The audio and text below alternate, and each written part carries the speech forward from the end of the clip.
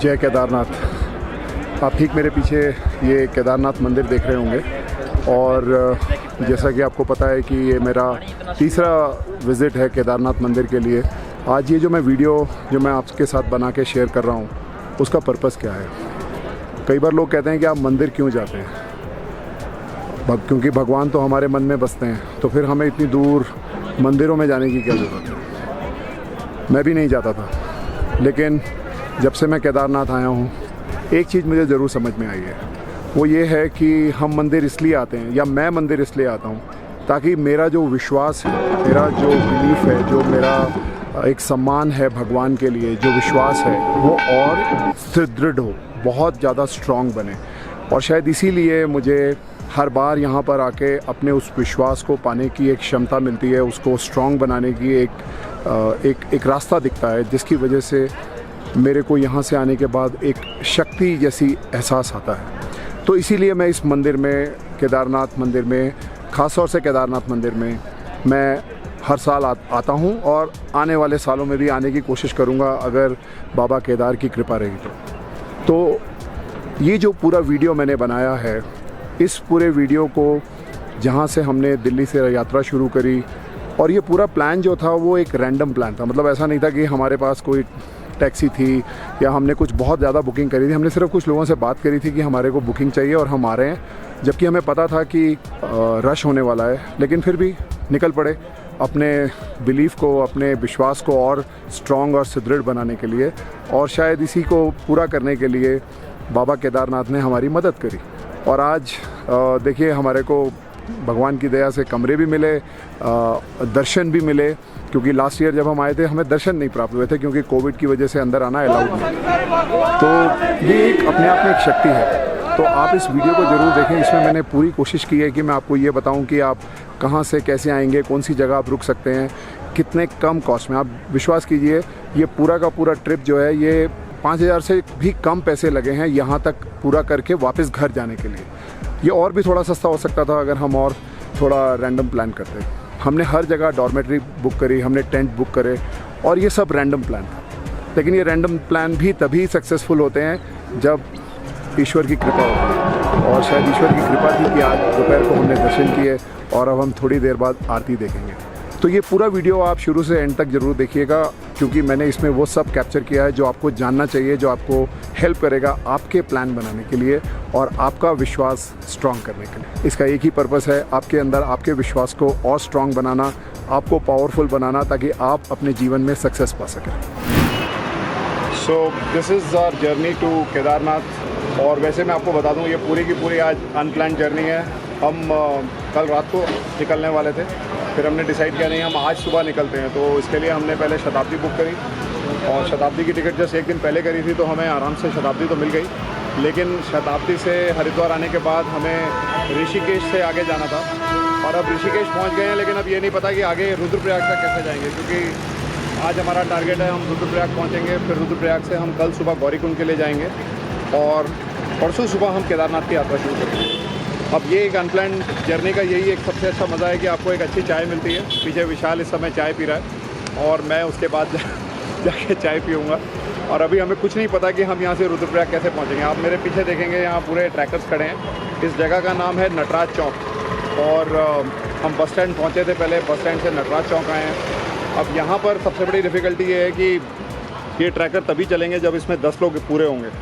तो अभी हम 2 लोग हैं। हम लोगों ने प्लान किया है कि हम आधा ट्रैकर इसको हम बुक कर लेंगे, आधे पैसे देंगे, और उसके बाद फिर हम यहाँ से आज रात को रुद्रप्रयाग रुकेंगे। आगे बताऊँगा आपको चाय के साथ क्या क्या होता है। चाय देना है ज़रा।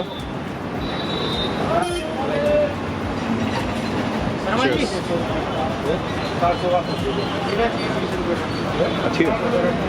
हाँ जी, तो अब हम आ गए हैं अपनी सूमो के अंदर। सूमो है ना? सूमो। हाँ, देखिए इसमें पूरे 10 के 10 हम भरे हुए हैं, और ये अनप्लान्ड जर्नी का एक सबसे बेस्ट तरीका है अपनी ट्रैवल एंजॉय करने का, कि आपको जो पहला ट्रांसपोर्ट मिले उसको पकड़ो और आगे बढ़ो।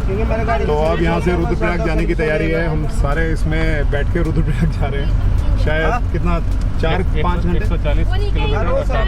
140 किलोमीटर और 4 घंटे यहाँ से लगेंगे।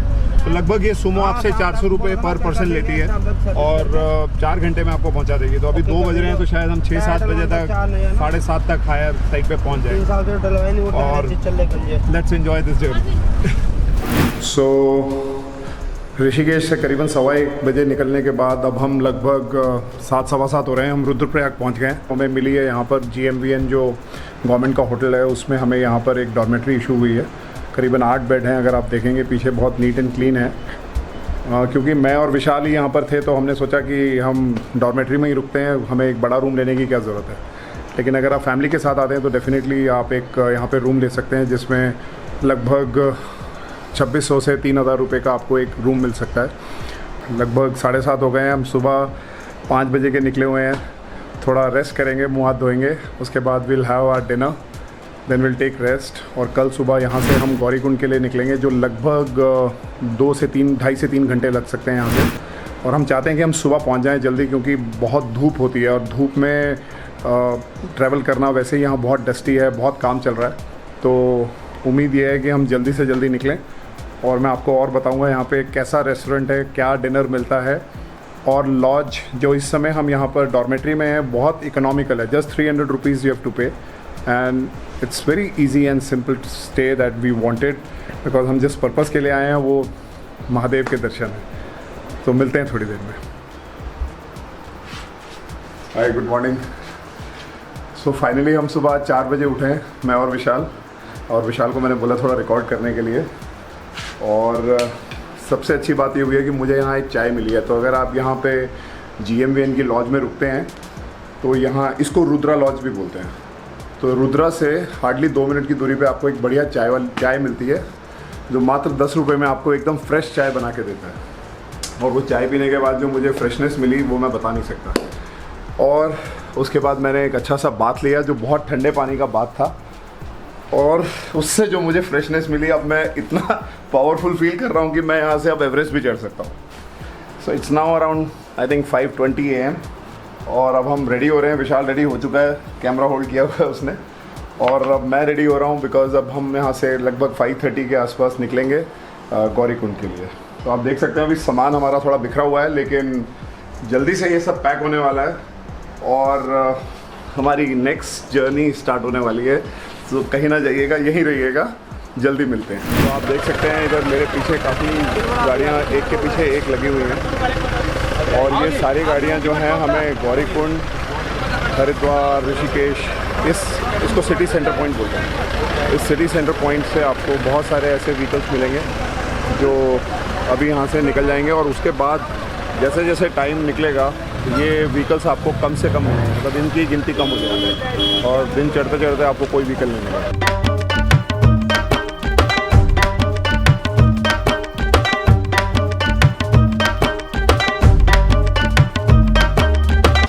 तो रुद्रप्रयाग से जो हम सुबह चले थे लगभग 5:30-6 बजे, अब हम गुप्त काशी पहुंच गए हैं। मेरे ख्याल से इस समय 7-7:15 का समय हो गया है, और अभी भी हमारा जो नेक्स्ट स्टॉप है वो गौरीकुंड में है। लगभग यहाँ से 1.5-2 घंटे और लगेंगे, तो अभी हमें एक ट्रैकर और करना पड़ेगा। तो अगर आप वहाँ से आएँ तो यहाँ पे हमें एक अच्छा ब्रेकफास्ट मिला है, आपने देखा, ये आलू पूड़ी अभी यहाँ से खाएंगे और थोड़ा समोसा भी ट्राई करेंगे, काफ़ी फ्रेश। तो गुप्त काशी से अभी हम आ चुके हैं सोन, और जैसे ही आप सब पहुँचते हैं तो लगभग 1 घंटा आपको लग जाएगा। और अभी मैं इस समय जैसे ही आप वहाँ आएंगे तो आपको एक ये जगह मिलेगी जहाँ पर आपको बुकिंग करानी होती है, क्योंकि आपदा के बाद जब आपदा आई थी और सब कुछ तहस हो गया था तो कई लोगों की डेथ हो गई थी, जिसका कोई गिनती नहीं थी। उसके बाद से गवर्नमेंट ने यहाँ पर एक सिस्टम बनाया है कि आप जब भी आएंगे आपको आपका आधार कार्ड, और क्योंकि अब कोविड चल रहा है तो आपको अपना कोविड सर्टिफिकेट कि आपके 2 वैक्सीनेशन हो चुके हैं वो आपको यहाँ प्रूफ दिखाना पड़ेगा। जैसे कि आप देख सकते हैं ये आगे काफ़ी लाइन लगी हुई है और ये लोगों के हाथ में उनके कोविड सर्टिफिकेट्स हैं। तो जब तक आपके पास ये सर्टिफिकेट्स नहीं होंगे यहाँ से आपको पास नहीं मिलेगा, और इस पास के बेसिस पे ही आपको आगे जाने के लिए अनुमति मिलेगी। और ये जो मेरे पीछे रास्ता जा रहा है ये यहाँ के सबसे पहले स्टेप्स हैं। इन स्टार्टिंग स्टेप से आपकी केदारनाथ यात्रा शुरू होती है। तो लगभग मेरे ख्याल से 5-7 मिनट हमने वॉक किया है। और अब आप मेरे पीछे जो देख रहे हैं ये एक, मेरे पीछे वैसे विशाल है लेकिन विशाल के ठीक पीछे अगर आप ऊपर देखेंगे तो ये प्रीपेड घोड़ा स्टैंड है। यहीं से सारे ऑफिशियल घोड़े आपको मिलते हैं। तो हर जगह का एक रेट फिक्स है, हर लोकेशन तक पहुंचने के लिए आपको घोड़ा यहाँ से मिल जाएगा। घोड़े वैसे बीच में भी मिल जाते हैं, अगर आप कहीं थक जाएं और अगर आप पैदल चलना चाहते हैं और बीच में आपके कहीं हेल्थ का इशू है या आपको नहीं चला जा रहा है तो बीच में ही मिल जाता है। मेरे ख्याल से अभी आधा पौना किलोमीटर हमने किया है, लेकिन आपने देखा होगा मेरा टोपी चेंज हो गया है। इसका सिंपल रीज़न ये है, और मैंने टोपी के नीचे ये भी बनाया है क्योंकि स्वेटिंग इतना ज़्यादा है और बिकॉज सनलाइट अगर आपके ऊपर डायरेक्ट पड़ेगी तो एक तो सन बर्न हो जाएगा, तो आपको सनस्क्रीन ज़रूर लेके आना चाहिए। और क्योंकि मेरे पीछे एक बहुत अच्छा वाटरफॉल था तो मैंने सोचा क्यों ना आपको इसका भी मज़ा दिया जाए। जगह का नाम है जंगल चट्टी और मुझे लग रहा है अभी विशाल मेरे पीछे आने वाला है ब्रेक लेके, और ये रेस्टिंग टाइम हो गया है बिकॉज लगभग 1.5-2 घंटा हो गया हमें चलते हुए। और मेरा आई थिंक मेरे हिसाब से एवरेज जो है हमने 3.5 किलोमीटर के करीब कवर किया है अपना 1.25 घंटे में। तो ऐसे ही हम पेस बढ़ाएंगे अभी धीरे धीरे, पर हीट की वजह से स्वेटिंग बहुत है।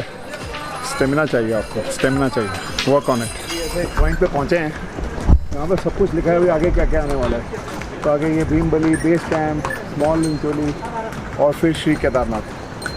देखिए ये 10.5 किलोमीटर बता रहा है और लगभग हम 5.5 चल चुके हैं, तो इसका मतलब ये 16 किलोमीटर ही है, लेकिन काफ़ी लोग कहते हैं ये 21 किलोमीटर है।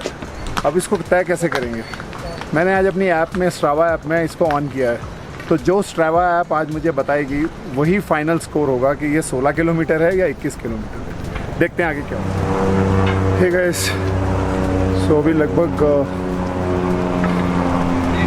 3-3.5 घंटे हो गए हैं हमें चलते हुए, और मैं जिस पॉइंट पर खड़ा हूँ पहले तो आपको दिखाता हूँ कि मैं नीचे कहाँ से आया हूँ। अगर आप यहाँ से देख सकते हैं तो ये देखिए वो नीचे, अभी मैं वहीं पर था और ये पूरा रास्ता मैंने कवर करते करते इस पॉइंट पर पहुँचा। और मैं इस पॉइंट पर क्यों रुका हूँ, क्योंकि ये एग्जैक्टली मिडिल पॉइंट है। यहाँ से नीचे गौरीकुंड 8 किलोमीटर है और यहाँ से ऊपर केदारनाथ जी एग्जैक्टली 8 किलोमीटर है। तो this is a middle point, but यहाँ पर जो लास्ट का जो 1 किलोमीटर है वो पूरा स्टीप है। इनफैक्ट इसके आगे भी जो पूरा ये रास्ता आप आगे देख रहे हैं, ये पूरा आगे जाके it is going to go up. So यहाँ थोड़ी मेहनत लगेगी और इसके बाद फिर और आ गए हम अपनी जगह पे। इसका वो बोलते हैं चन्नी कैंप, ये एरिया का नाम है। और यहाँ पे कुछ आर्मी के कुछ कैंप बने हुए हैं, टेंट जैसा ये लगा हुआ है, आपने पीछे देखा हो। यहाँ पे काफ़ी सारे स्लीपिंग बैग्स हैं और सबसे अच्छी बात यह है कि यहाँ पे सिर्फ मैं और मेरे दोस्त विशाल, बस हम 2 ही लोग हैं।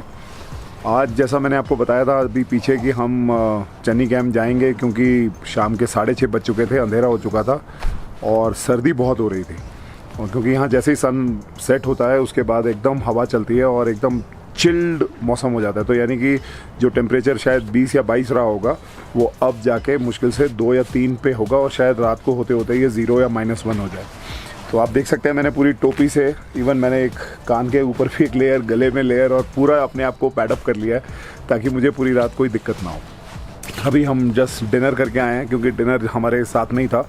इतना थक चुके हैं, जैसा आपने सारे दिन देखा होगा, चल चल के हाइट पकड़ के इतनी थकान हो चुकी है कि मुझे लगता है बेड में घुसते ही नींद आ जाएगी। और अगर मैं ये कहूँगा कि अगर आप लोग कभी फ्यूचर में आते हैं और अगर आप दिन में चलते हैं 10-11 बजे जैसे हम निकले थे, तो कभी भी कोशिश मत करना कि आप सीधा जाएं, सीधा केदारनाथ, क्योंकि उसके 2 वजह हैं। एक तो टाइम बहुत लग जाएगा आपको, अगर आप जाएंगे तो आपको 7, 8, 9 बज जाएंगे, और अगर आप उस टाइम पे वहाँ पहुँचेंगे तो आप उस समय की जो मेन आरती है आप उसको मिस कर देंगे। तो अगर आप या तो सुबह जल्दी चलिए, यानी कि सुबह 6-7 बजे आप निकल जाइए ताकि आप 3-4 बजे तक केदारनाथ मंदिर पहुंच सकें और शाम की आरती देख सकें। और अगर आप नहीं स्टार्ट कर पा रहे हैं सुबह टाइम से और आप 11-12 बजे स्टार्ट कर रहे हैं, तो फिर आप बीच में पहले से ही कोई बुकिंग कर लीजिए। और जैसा मैंने आपको शुरू से बोला, ये एक बहुत ही रैंडम प्लान है, तो हमने सिर्फ फ़ोन पे बोला था और लकीली हमें मिल गया। आज यहाँ से हम अपनी यात्रा शुरू करने वाले हैं जो लगभग 4 किलोमीटर है। अभी 8-8:30 बज गए हैं, सुबह उठ के फ्रेशन अप हो गए हैं, ब्रेकफास्ट हो गया है, अब सिर्फ और सिर्फ जाने की तैयारी है। पर जाने से पहले मैं सोच रहा था कि आपको यहाँ की जो कैंप साइट है उसके बारे में थोड़ा सा दिखा देता हूँ। तो ये पूरा कैंप जसवंत जी चलाते हैं। लास्ट ईयर मैं इनका नंबर लेके गया था और आज इस साल मैं इनसे बात करके यहाँ सीख गया। कब से कर रहे हैं आप यहाँ पर कैंप चला रहे हैं? मैं तो सर वैसे मेरे केदारनाथ में तो 18-19 साल हो गया। अच्छा, ये बहुत बढ़िया।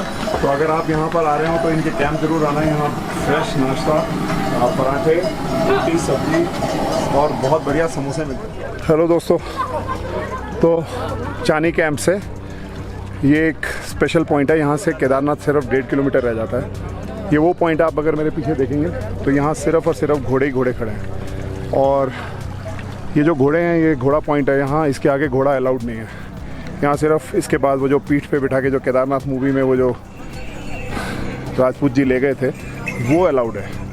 और ये 1.5 किलोमीटर आपको पैदल ही चलना है। आप मेरे पीछे देख सकते हैं कि कितनी फ्रेश स्नो गिरी हुई है।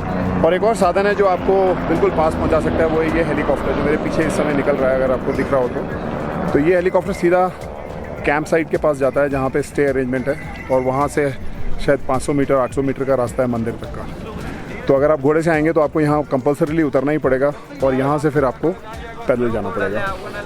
आगे बताता हूँ। अभी 1.5 किलोमीटर और है, लेकिन अब यहाँ से चढ़ाई नहीं है। यहाँ से अब पूरा फ्लैट है। अभी आपको जैसे जैसे मैं आगे दिखाऊंगा, ये देखिए सामने से बस ये हल्की सी ऐसे यहाँ से चढ़ाई है, उसके बाद सारा फ्लैट ही फ्लैट है। ये जो मेरे पीछे आप पहाड़ देख रहे हैं, यहाँ पे बहुत बर्फ़ इस समय जमी हुई है। और ये जो मेरे पीछे आप ये रबल एरिया देख रहे हैं, जब आपदा आई थी तो आप समझ लीजिए कि यहाँ तक उसका पानी था। और इस पानी के साथ बहुत सारे बोल्डर्स, पत्थर, चट्टानें बह के गई। और जैसा हमने लोगों से बात करी, सब ने ये बताया कि वो बोल्डर्स इतनी तेज़ आए थे कि रामबाण जो वहाँ पे एक बहुत बड़ा इलाका है, उसमें हज़ारों दुकानें जो थी वो उसके साथ थी। तो आप अंदाज़ा लगा सकते हैं ये हेलीकॉप्टर जो वहाँ से निकल रहा है वो किस हाइट पे है। और इसी हाइट के ऊपर से पूरा पानी अपने साथ बहुत सारा मलबा लेके गया और कितनी लाखों हज़ारों जाने यहाँ से चले गई। ये फैक्ट शायद आप लोगों ने किसी ने बताया नहीं होगा, लेकिन मैं आपको ये शेयर कर रहा हूँ यहाँ से। याद रखिएगा। ये देखिए पानी का लेवल ये पूरा काटता हुआ ले गया उसको। देखिए जब आप अनप्लान तरीके से आते हैं तो कई बार ये भी होता है कि आप थोड़े ओवर कॉन्फिडेंट होते हैं। मैंने एक बुकिंग के लिए पता किया था स्वर्गारोहिणी में, जो अभी मैंने पीछे आपको दिखाया, और वहाँ जाके पता चला कि वहाँ पे अब रूम ही अवेलेबल नहीं है। तो अब हमें किसी से हमने बात करी है तो हमें उन्होंने यहाँ पे पीछे भेजा है। इसको हम ये नंदी कॉम्प्लेक्स बोलते हैं। अब इस नंदी कॉम्प्लेक्स में पहुँच के अब हम इनसे बात करेंगे कि हमें अगर ये आज के लिए बुकिंग दे दें। इनके यहाँ पे रूम्स कम लग रहे हैं और टेंट ज़्यादा हैं, तो आज रात को लगता है आज फिर हम इसी टेंटों में रुकेंगे। और आगे बताता हूँ यहाँ पे कैसा अंदर रहने की व्यवस्था है। पर ये बता सकता हूँ कि जो स्वर्ग रोहिणी जहाँ हम गए थे और ये नंदी कॉम्प्लेक्स, तो नंदी कॉम्प्लेक्स पहले पड़ता है। जब आप आ रहे हैं नीचे से तो पहले नंदी कॉम्प्लेक्स पड़ेगा, यानी कि अब मंदिर हमारे से थोड़ा और दूर हो गया है, यानी कि तकरीबन 1.25 किलोमीटर। मैं अब केदारनाथ के द्वार पे खड़ा हूँ। आप देख सकते हैं मेरे पीछे मंदिर है और साथ ही में मैं आपको दिखा सकता हूँ कि ये एक बहुत लंबी लाइन लगी हुई है हमारे चारों तरफ दर्शन के लिए।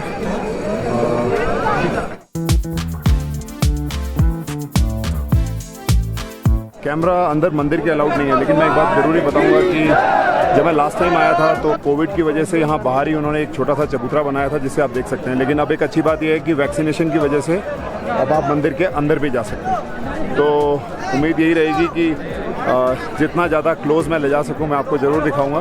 पर आप देखिएगा रश इतना ज़्यादा है, भीड़ बहुत है, चारों तरफ लोग ही लोग हैं। तो आज दिन में इतनी भीड़ है तो आप अंदाज़ा लगा सकते हैं कि आज शाम की जो आरती जो 6 बजे होती है उस समय कितनी भीड़ होगी। बहरहाल जहाँ पे हम ठहरे हैं वहाँ से यहाँ आने में मुश्किल से हमें एक 15 मिनट का वॉक लगा और हम यहाँ पहुँचे। तो बहुत आसान है आना, बाकी अंदर जाके आपको बताता हूँ क्या होता है।